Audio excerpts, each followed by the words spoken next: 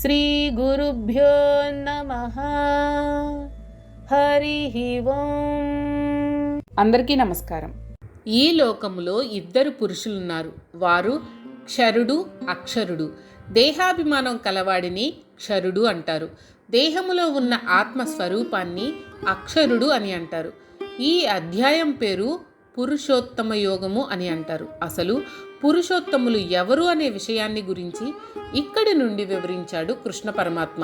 ఆ విషయాల గురించి ఇప్పుడు మనం తెలుసుకుందాం. మనకు కనిపించే ప్రకృతి గురించి మనకు తెలుసు. మన శరీరం కూడా ఆ ప్రకృతిలో ఒక భాగమే. ఈ ప్రకృతి ఒక్కోసారి కనపడకుండా పోతుంది. ఈ రోజు ఉన్న చెట్టు కొన్నాళ్ల తర్వాత కనిపించదు. ఈ రోజు ఉన్న శరీరం కొంతకాలం తర్వాత కనిపించదు. అంటే మార్పు చెందుతుంది, కనపడకుండా పోతుంది. దానినే అవ్యక్తము, కంటికి కనిపించదు అని అంటారు. అంటే మరొక రూపంలోకి మారిపోతుంది. దీనినే మనం నశించడం అని కూడా అంటూ ఉంటాం. నశించడం అంటే కనపడకుండా పోవడం, మరొక రూపంలో ఉండడం. ఉదాహరణకు మొదట చిన్న బీజంగా ఉన్నది నేలలో పాతితే మొక్క, మాను అయి పెద్ద వృక్షం అవుతుంది. దాని నుండి అనేక బీజాలు పుడతాయి. తర్వాత చెట్టు ఎండిపోయి నశించినా, అంటే కనపడకుండా పోయినా బీజ రూపంలో నిక్షిప్తం అయి ఉంటుంది. మనకు కంటికి కనిపించే ప్రకృతిని, మార్పు చెందే ప్రకృతిని క్షరము అని, అవ్యక్తముగా బీజ రూపంలో, సూక్ష్మ రూపంలో ఉన్న ప్రకృతిని అక్షరము అని అనుకోవాలి. ఈ క్షర అక్షరముల వెనుక చైతన్యం ఒకటి ఉంది. ఆ చైతన్యమే వీటి అన్నింటికి జీవశక్తిని, చేతనత్వాన్ని ఇస్తుంది. దానినే పురుషోత్తముడు, పరమాత్మ అని అంటారు. వ్యక్తము, అవ్యక్తము అయిన ప్రకృతికి చేతనత్వం లేదు. అది జడము. ఉదాహరణకు మనకు కళ్ళు, ముక్కు, చెవులు ఉన్నా లోపల జీవశక్తి, చేతనత్వం లేకపోతే అవి ఉన్నా పనిచేయవు. దానినే మరణము అని అంటారు. కాబట్టి ఈ ప్రకృతి అంతా జడము, జీవం లేనిది. దానికి చేతనత్వాన్ని, జీవాన్ని ప్రసాదించేవాడు పురుషోత్తముడు, పరమాత్మ, విశ్వ చైతన్యము. ఉదాహరణకు సూర్యుడు తన వెలుగును చంద్రుడి మీద ప్రసరిస్తే ఆ ప్రతిబింబ కాంతిలో మనం ఈ విశ్వాన్ని చూస్తున్నాం. సూర్యుడి కాంతి లేకపోతే చంద్రుడు జడము. అలాగే పరమాత్మ యొక్క చైతన్యముతోనే ఈ జడమైన క్షర అక్షర ప్రకృతి చైతన్యవంతం అవుతూ ఉంది. ఈ విషయాన్ని ఇక్కడ వివరించాడు పరమాత్మ. లోకంలో క్షర, అక్షర అనే ఇద్దరు పురుషులున్నారు.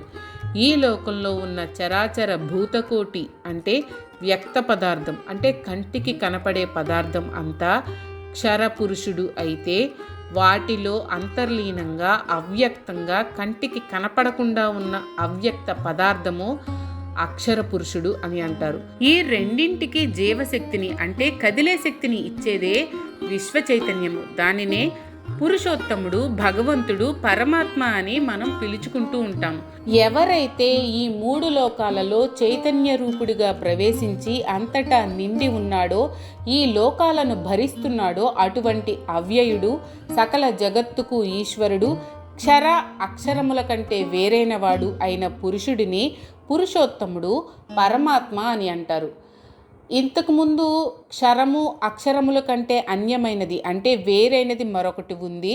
దానినే ఉత్తమ పురుషుడు, పరమాత్మ అని అంటారు అని అనుకున్నాం. ఈ పరమాత్మ తత్వము మూడు లోకాలలో ఆవరించి నిండి ఉంటుంది. అన్ని లోకాలకు చైతన్య శక్తిని ప్రసాదిస్తూ వాటిని భరిస్తూ ఉంటుంది. ఆ పురుషోత్తముడిని, పరమాత్మను విశ్వ చైతన్యము అంటారు. ఈ పరమాత్మ తత్వము అవ్యయము, అంటే నాశము, మార్పు లేనిది, ఎప్పటికీ నిలిచి ఉండేది, దేని మీద ఆధారపడనిది, స్వతంత్ర ప్రతిపత్తి కలది అని పరమాత్మ లక్షణాలను వివరించాడు కృష్ణ భగవానుడు. క్షర పురుషుడు కంటే అతీతుడు, అక్షర పురుషుడు కంటే ఉత్తముడు అయినందువలన నేను మూడు లోకములలోనూ, వేదములలోనూ పురుషోత్తముడుగా ప్రసిద్ధి చెందాను. అంటే మూడు లోకాలలో ఉన్న బుద్ధిమంతులు వేదములు అధ్యయనం చేసి జ్ఞానమును ఆర్జించిన జ్ఞానులు నన్ను పురుషోత్తముడు అని అంటారు. ఇక్కడ నేను అంటే కృష్ణుడు అని కాదు. కృష్ణుడి శరీరం కూడా క్షరమే, కానీ కృష్ణుడిలో ఉన్న ఆత్మస్వరూపము, చైతన్యము పురుషోత్తమ స్వరూపము. మనలో కూడా పరమాత్మ ఆత్మస్వరూపుడుగా ఉన్నాడు. ఆ విషయం కృష్ణుడు తెలుసుకున్నాడు, మనకు తెలియదు. ఈ విషయం తెలియాలంటే మనకు బుద్ధి జ్ఞానం కలగాలి. దానికి వేదాధ్యయనము, శాస్త్ర పఠనము, గురుకృప ముఖ్యము. ఎవరైతే జ్ఞానవంతుడై నన్ను పురుషోత్తముడు అని తెలుసుకుంటాడో అతడు సమస్తమును తెలిసినవాడు. అతడికి తెలియాల్సింది అంటూ ఏదీ లేదు.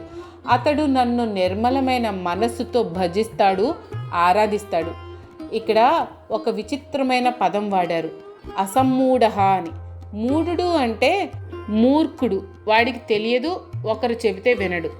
తనకు ఏం తోస్తే అది చేస్తాడు. అన్నీ తప్పుడు నిర్ణయాలు తీసుకుంటాడు. సరి అయిన మార్గంలో నడవడు. తాను నమ్మిందే సిద్ధాంతం, తాను చెప్పిందే వేదాంతం అంటాడు. వీడి పేరు మూఢుడు, మూర్ఖుడు. ఈ మూఢులలో గొప్పవాడు సమ్మూఢుడు. అంటే ఈ లక్షణాలన్నీ పరాకాష్ఠకు చేరుకున్నవాడు. ఈ లక్షణాలు లేనివాడు అసమ్మూఢుడు, అంటే మంచివాడు అని అర్థం. ఆ మాత్రం దానికి మంచివాడు అని చెప్పవచ్చు కదా అని సందేహం రావచ్చు. మనకు ఎటువంటి లక్షణాలు ఉండకూడదో ముందు చెప్పి అవి లేనివాడు మంచివాడు అని చెప్పడం వ్యాసుల వారి ప్రత్యేకత. అటువంటి అసమ్మూఢులు అంటే జ్ఞానులు, అన్నీ తెలిసిన వారు నన్ను పురుషోత్తముడుగా తెలుసుకుంటారు. దేహం వేరు, తాను వేరు అనుకుంటారు. ఆత్మజ్ఞానం పూర్తిగా కలిగి ఉంటారు. అటువంటి వారికి ఇంకా తెలుసుకోదగ్గది ఏమీ ఉండదు. అటువంటి వారు నిర్మలమైన, నిష్కల్మషమైన, స్థిరమై అచంచలమైన మనసుతో నన్ను పూజిస్తారు, ఉపాసిస్తారు. అందుకే సర్వభావేన అని అన్నారు. అంటే ఈ ప్రపంచం అంతా పరమాత్మమయం, సర్వం ఆ పరమాత్మయే, అణువణువు పరమాత్మ స్వరూపమే అనే భావనతో ఏకాగ్ర చిత్తంతో ఉపాసిస్తారు. వారికి బయట ప్రపంచంలో దొరికే వస్తువుల మీద ఎటువంటి ఆసక్తి ఉండదు.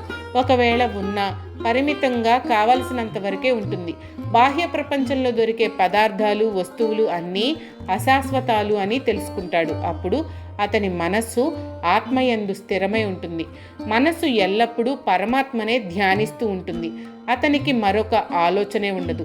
ఈ స్థితికి రావాలంటే ప్రతి మానవుడు క్షరము, అక్షరము, పరమాత్మ అంటే పురుషోత్తముడు గురించిన జ్ఞానము క్షుణ్ణంగా కలిగి ఉండాలి. అదే ప్రపంచంలో ఉన్న విద్యలలో కల్లా గొప్ప విద్య. ఏకీకృతమైన భావంతో పరమాత్మను ధ్యానించాలి. మరే ఇతర భావమును మనసులోనికి రానియకూడదు.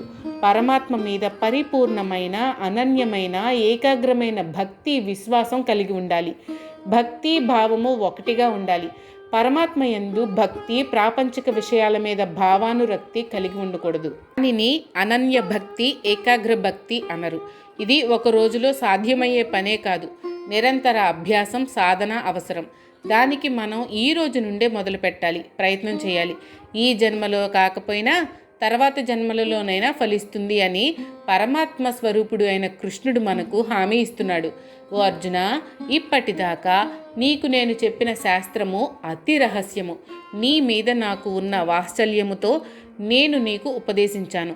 ఈ శాస్త్రములో చెప్పబడిన విషయాలన్నీ తెలుసుకొని, అర్థం చేసుకుని, ఆకళింపు చేసుకుని ప్రవర్తించు. నీకు జ్ఞానం లభిస్తుంది. సమస్త కార్యములలో నీవు కృతకృత్యుడవు అవుతావు అని పరమాత్మ గీతాశాస్త్రమును ముగించాడు. ఈ గీతాశాస్త్రము అతి రహస్యము అని అన్నాడు కృష్ణుడు. అంటే ఇది అందరికీ సామాన్యంగా అర్థం కాదు, చాలా కష్టతరమైంది. లోతుగా పరిశీలిస్తేనే గాని మనసుకు ఎక్కదు. ఈ గీతను అర్జునుడికే ఎందుకు చెప్పాడు? కృష్ణ, నాకు దిక్కు తోచడం లేదు, ఏం చేయాలో అర్థం కావడం లేదు. నన్ను నీ శిష్యుడిగా స్వీకరించి నాకు ఉత్తమమైన మార్గాన్ని ఉపదేశించు అని 2వ అధ్యాయంలో అర్జునుడు అడిగాడు కాబట్టి చెప్పాడు. ఇక్కడ అర్జునుడిని కృష్ణుడు అనఘా అంటే ఏ పాపము అంటనివాడా అని సంబోధించాడు. నీలో కేవలం విషాదము అంకురించిందే కానీ నీకు ఏ పాపము అంటలేదు కాబట్టి నీకు ఈ గీతా బోధ చేశాను అని అంటున్నాడు పరమాత్మ. ఈ గీతాశాస్త్రం గురించి తెలుసుకున్నవాడు జ్ఞానవంతుడు అంటే ఆత్మజ్ఞానం కలవాడవుతాడు. రెండవది కృతకృత్యుడు అవుతాడు. ఈ గీతను వినినందువలన, అర్థం చేసుకున్నందువలన ఆత్మ, పరమాత్మ వీటి స్వరూపములు, స్వభావముల గురించిన జ్ఞానం కలుగుతుంది. పరమాత్మను ఎలా చేరుకోవాలి అన్న విషయం అర్థమవుతుంది. దానికి మార్గం ఏంటో బోధపడుతుంది. పరమాత్మను చేరుకోవడానికి ఏ ఏ అవరోధాలు ఉన్నాయో వాటిని ఎలా దాటాలో కూడా తెలుసుకోగలుగుతాడు. బ్రహ్మ జ్ఞానమును పొందుతాడు. ఇంకా కృతకృత్యుడు అంటే ముందు చెప్పినవన్నీ తెలుసుకోవడంలో చక్కగా చేయబడిన కర్మలు కలవాడు అవుతాడు. అంటే ఏ ఆత్మజ్ఞానం పొందడానికి ఈ భగవద్గీతను అధ్యయనం చేశాడో ఆ పనిలో కృతకృత్యుడు అవుతాడు. దాని ఫలితంను చక్కగా పొందగలుగుతాడు. కాబట్టి నీవు కూడా ఈ గీతను చక్కగా శ్రద్ధతో, భక్తితో ఒక శిష్యుడిగా విన్నావు కాబట్టి నీకు బుద్ధి, జ్ఞానము కలుగుతుంది. నీవు సకల కార్యములలో కృతకృత్యుడివి అవుతావు. నీలోని విషాదము అంతరిస్తుంది. నీ కర్తవ్యమును నీవు నిర్వర్తిస్తావు. నీ స్వభావం అయిన క్షత్రియ ధర్మమును పాటించి యుద్ధం చేస్తావు అని పరమాత్మ గీతను ముగించాడు. ఒక విధంగా చూస్తే ఈ అధ్యాయంతో భగవద్గీత పూర్తి అయింది. కానీ తర్వాతి 3 అధ్యాయాలలో కొన్ని వివరణలు ఇచ్చాడు. దైవీ సంపద, ఆసురీ సంపదలను గురించి, 3 రకాలైన శ్రద్ధల గురించి, మోక్షము అంటే ఏంటి, సన్యాసము అంటే ఏంటి, వాటి వివరణలు ఇచ్చాడు. ఇవి అన్నీ ఈ 15 అధ్యాయాలలో చెప్పినవే అయినా వాటిని ఇంకా వివరంగా చెప్పాడు. మనలో ఉన్న దైవీ సంపదలను పెంపొందించుకొని ఆసురీ సంపదలను విడిచిపెట్టాలంటే వాటి గురించి తెలుసుకోవాలి కదా. అలాగే పరమాత్మ మీద భక్తి కలిగి ఉండాలంటే శ్రద్ధ అవసరం. ఆ శ్రద్ధ, దాని రకాల గురించి తెలుసుకోవాలి కదా. అలాగే మోక్షము, సన్యాసము అనే పదాలు ఈ 15 అధ్యాయాలలో వాడపడ్డాయి, కానీ వాటి అర్థం తెలుసుకోవాలి కదా.